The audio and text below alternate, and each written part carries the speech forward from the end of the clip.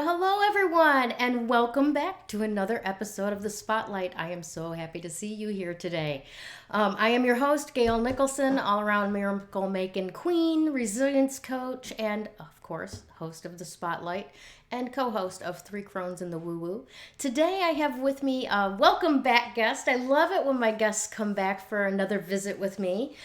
Sylvia Plester-Silk is an intuitive counselor who integrates traditional therapy with the Akashic records. So she actually digs into everything in many dimensions about you.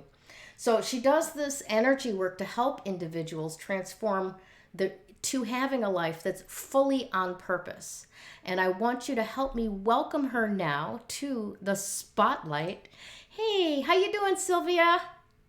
Hi, Gail. I'm great, and it's great to be back. Thanks so much for joining us again. This is very, very exciting. I love your haircut, by the way. You just got it cut. It looks great. How do you like it? I'm still getting used to it. I feel like my face has just grown in size. So maybe there's some reality to my mother always saying, "Oh, you got your ears lowered." Definitely. Right? So, Well, fantastic. Let me kind of check in with you. Where are you guys at up in Guelph, Ontario, right now with the whole coronavirus opening up, locking down, masks, no masks? I mean, over here in the U.S., it's an insane patchwork of nobody knows the rules anymore. How's it for you guys up there in the Great White North? so, in Guelph, in the city that I live in, we're in red zone, which is pretty close to lockdown. We can go out, we can shop. The stay-at-home order has been lifted, thank goodness. Um, we're in Guelph. We seem to be the center where we started to do the vaccines. And so those seem to be coming rapidly. Last week we had one location. This week we have 4 locations where they're doing vaccines. So they're really ramping up and getting the systems going with the hope that we'll be vaccinated by June, July, August. Who knows what the reality will be in terms of supply and demand and all those great things. So we'll see what happens. And hopefully the vaccine is the answer. But I see us being a masked society for a long time coming. Oh, gosh. Excuse me. Well, And Gail, frankly, the masks are okay in the wintertime when it's really cold and blustery. It's like a yes, bonus. that But is when it true. comes summer, I'm not sure I'm going to be feeling the same way. I 100% agree with you. I'm thinking forward to a couple months from now when it's like 115 Fahrenheit, which is like what, 40-ish for you Canadian in Celsius rather. But yeah, just the sweat marks and the acne that shows up when you're sweating under those masks. I hope we don't have to deal with that again this year. White people problems, I guess. Forgive me. But at least we're not drinking dirty water and dying of dysentery. The Absolutely. mask protocols are annoying to say the least, but they are really not a big hoop to have to jump through. So yeah, Exactly. Bit yeah, of a discomfort to stay alive. Woohoo! yeah. Yeah, exactly. So that's phenomenal. And I am going to be I am looking forward so much to when the border opens up and we're able to, pop back and forth between the US and Canada without a 14-day wait. Mhm. Because I was up in Michigan last week. I was telling you before we went live. I was up in Michigan last week and I felt so bad that I couldn't go see my son. I mean, he was 10 miles away from me and I couldn't go see him and give him a hug. So, yeah, that's my end game. When I can go hug my family in Canada again, that's thank you, you know? So, Yeah. let's talk about what you've got going on because you've got some really good stuff coming up for I guess I want to call them codependents, right? Tell me a little bit about what you're working on. Okay, so I'm going to just take that word codependence and throw the label out. Because Okay. when we're talking about codependency, Gail, we're just talking about a group of behaviors that people have fallen into been trained to have, Mm-hmm. where they place the needs of other people ahead of their own, Yeah. and it just wears them out and causes things like depression, uh, feeling exhausted, Right. resentment sometimes. Yeah. Yeah. Yeah. And it's like you give all your spoons away and nobody's ever giving you spoons back. Yeah. to Because it's borrow an not analogy. okay. It's not okay when you're a heavy duty caretaker to ask for help because somebody will want something from you, Mm-hmm. right? Yep. At least that's the mindset. Yep. That is so true. I remember myself. Hold on one second. I remember myself going, I can do that, but I don't want to do that because they'll expect me to do that forever now. And I don't want to do that forever. I could do it now, but I don't want to do it forever, so I don't do it at all. Yeah. Yeah. Or I do, and then I resent being caught in that trap of, oh, now you got to do it forever. So, Exactly. so how can you shift that for people? Well, let me talk to you a little bit, if I can just take a step back Mm-hmm. and talk about some recent realizations since I've been back in my practice. What I'm noticing is that people that are engaged in these kind of people pleasing behaviors have abandoned themselves. Mm-hmm. And oftentimes, since they were like 2, 3, 4 years old. So, for example, one of my clients followed her older brother out of the house one day when she was about 2 or 3. Mm-hmm. Ended up being taken by a stranger to the police station. It was a small town, so it was safe. Thank And goodness. her parents were called, and her mother made such a ruckus that in that moment, she decided she was responsible to keep mom happy. Okay. And so, in that moment, as a 2-year-old, certainly you're not capable of having the cognitive thoughts of, oh, geez, I've got to keep mom happy. It was just a really compulsive behavior pattern that started because if I'm not a good girl, then mommy won't be happy and then I'm not safe. Yeah. And so, it's that kind of thing that can happen just by chance. And then you learn the way I've got to sort of be scanning my periphery and make sure that I've got everybody happy and everybody's okay. Mm-hmm. Or inside, I start to feel anxious, uncomfortable, worried, afraid, and all of this kind of traumatic response starts to happen. Mm-hmm. And so, what do I do to get rid of that? The only thing I know how to do in that patterning is to look after them and guess their needs and give them what they need. Meanwhile, I'm not even in the picture anymore. Yeah. Yeah, that makes a lot of sense. A lot of sense, especially with the example that you gave um, about, it's not even I need to make mommy happy. It's that I want to avoid mommy ever showing up like that again.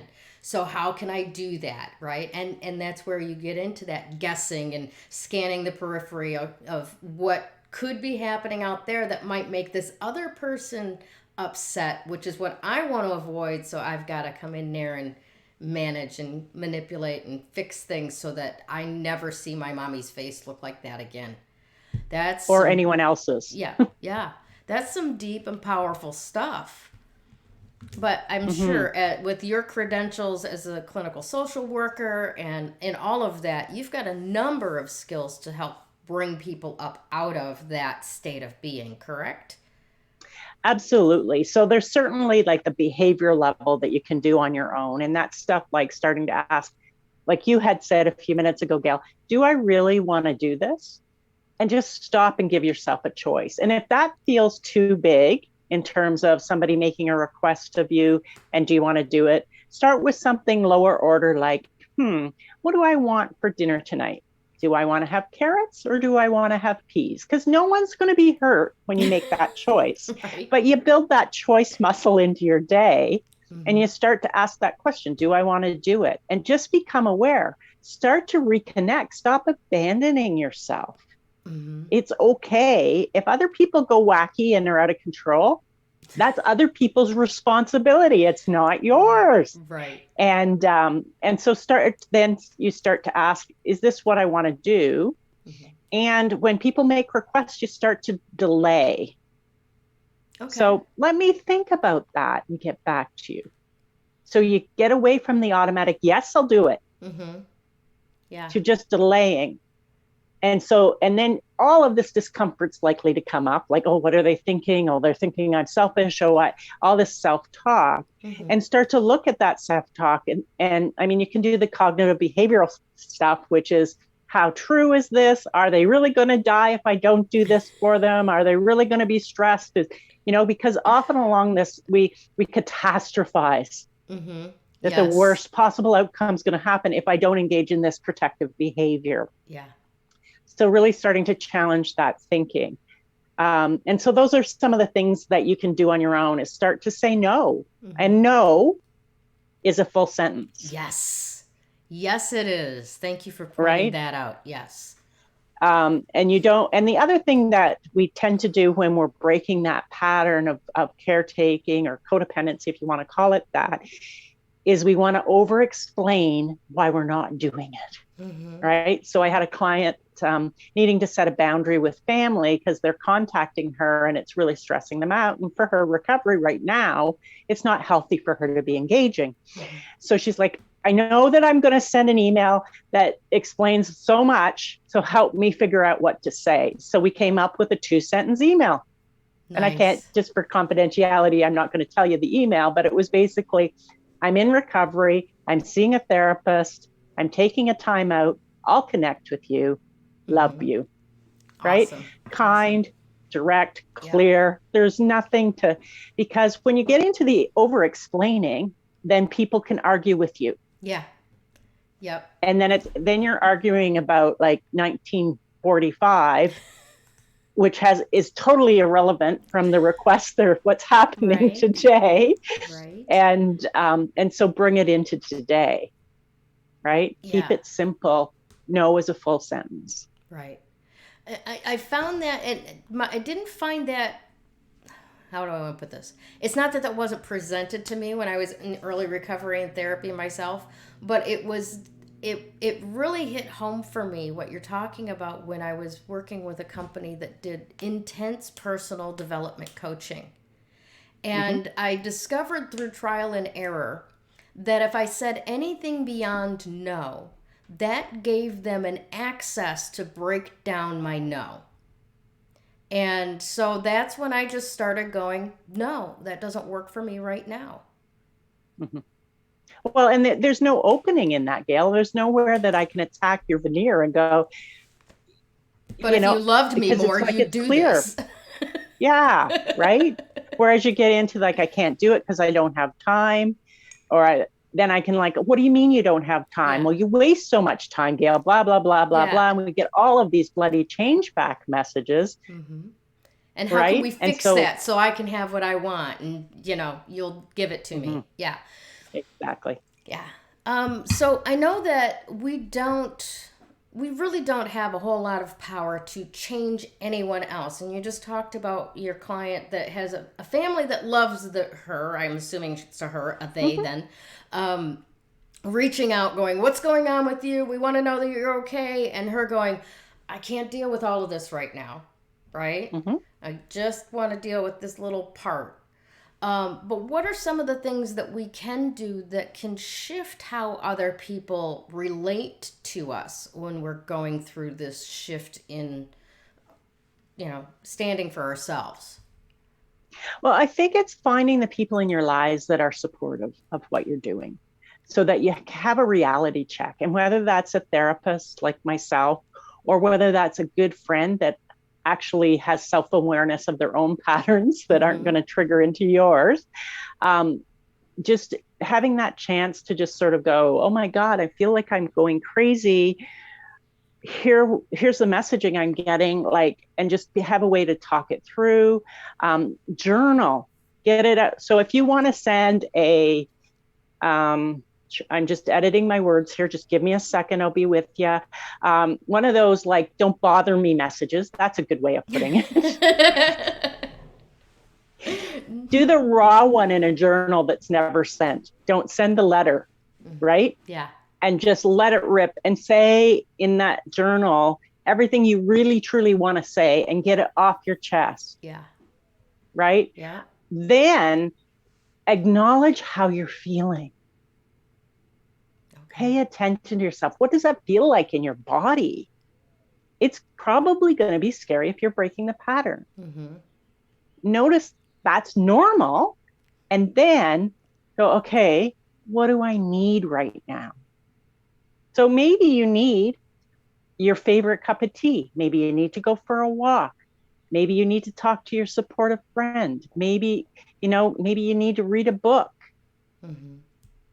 pet your dog, whatever it is. Like, start to ask, what do I need? Start to be really present with yourself. Yeah. And that's really going to help. Because And if you've abandoned yourself and you've been taught to, it's like changing that muscle, and it's going to feel like you're incredibly selfish. But it's better being selfish than being selfless, oh, oh, I love that. That's brilliant. You're right? absolutely correct. Absolutely. Now, for those of us that, when we start to ask ourselves, what do I need? And the first thing that comes to mind is I need a chocolate hot fudge sundae on top of a brownie, or I need a glass of wine, or I need to go out and gorge myself at a buffet, or whatever it is you're numbing out of choice. What do you say to that? Well, as if you're numbing out, you're not giving yourself what you need. You're going back into abandoning yourself, right? So it's hard sometimes to feel those emotions. It's really scary. Many people that I see very early on don't even know how to name their emotions because they've never been taught. I certainly wasn't taught in the home I grew up in. I grew up thinking I had guilt and fear. Those were my two emotions. Pick one. Right. 50-50 chance, right? And I had to learn when I was in my own therapy in my 20s what emotions were. And I had to learn how to pay attention to my body and be able to say, I'm feeling frightened, I'm feeling frustrated, I'm feeling happy. Yeah. All of that, because there's such a range of emotions. So it's when we can start to say, this is what I'm feeling, and recognize it's perfect, Yeah. Now, right? yes, absolutely. I'm thinking about family of origin stuff, and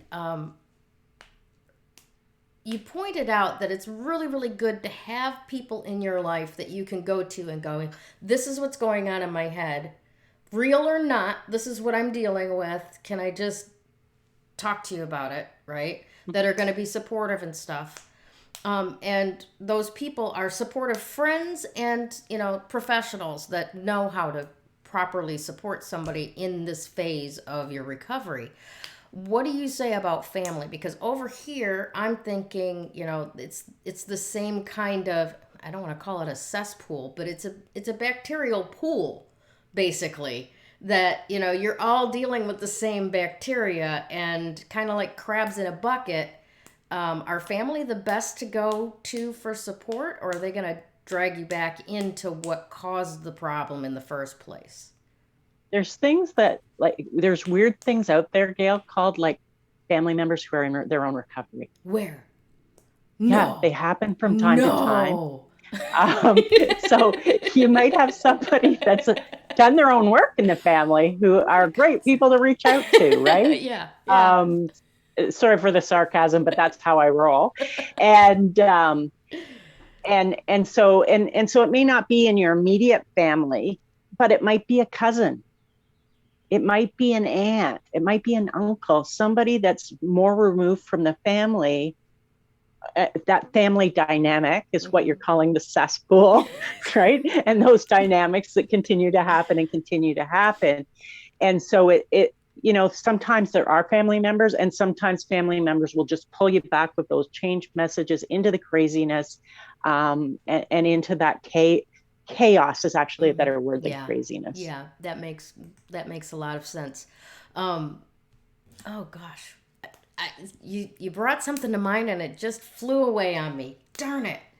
Um, but yeah, that you make an absolutely great point that there are people. Oh, it was this Facebook meme that I shared the other day, that feeds right into this, or supports it in a way, that says as you grow older, those people in the family that distance themselves from the family make a lot more sense, Mm, you know? yeah. So, you're growing up and it's like, oh, well, Uncle Jay never comes to the family events. He's, standoffish. He's better than us, or he thinks he is, or whatever. And you get older and you go, oh, Uncle Jay was taking care of himself. Right? Yeah. So those are the good people to reach out to then. Awesome. Yeah. So Yeah. what have you got coming up specifically for people to deal with these particular caretaking or over caretaking issues, to help them get a little bit more empowered in their lives? Well, I've certainly got my practice. So the way that I work is I do, so like with the client, with the 2-year-old self-abandonment, we did a regression with her so that she could go back, understand it, shift the beliefs, and bring them forward to today. Awesome. Instant change in behavior. And then on, now my memory's going to go. I think it's the 24th on a Thursday afternoon in March. Maybe it's the 25th. The 25th. I'm offering a workshop on boundaries, because boundaries are what need to happen so we can have some space, so that we can say, this is what I need, away from being pulled and tugged in every other direction. Yeah. Awesome stuff. So how can they reach out and get registered for that course in March? So they can reach out to me on Facebook at OnPurposeTransformations. Okay. It's probably the easiest way to just put a little note there, or they can DM me on Facebook. And it's also on Eventbrite. Excellent. And what's the name of it to search for on Eventbrite? It's part of the 100 Minutes of Wisdom series. Nice. Okay. And it's Find the Power in the No. Oh, I like that a lot. That is very good title. I like that a lot. Yeah. Awesome. Okay, so to all of our viewers, I would recommend that you find Sylvia's Facebook and put a note on her Facebook page, kind of thing, her personal profile, and also message her. But if you're not already friends, that'll come up in message requests, and those don't always pop up timely. They're kind of hidden. So, make contact both areas, so make sure that she gets back to you as quickly as possible. Because these are not things that you want to put off, really. I mean, it eats up our lives. And then we look back and go, God, if I hadn't spent so much time trying to make other people happy, maybe I would have had a more happy life myself. It sounds like one of those things that, we don't regret much. We regret the things we didn't do on our deathbed, right? So this taking care of yourself should never be something that you regret. All right, my dear, do you have any final thoughts to send our people on their way with today?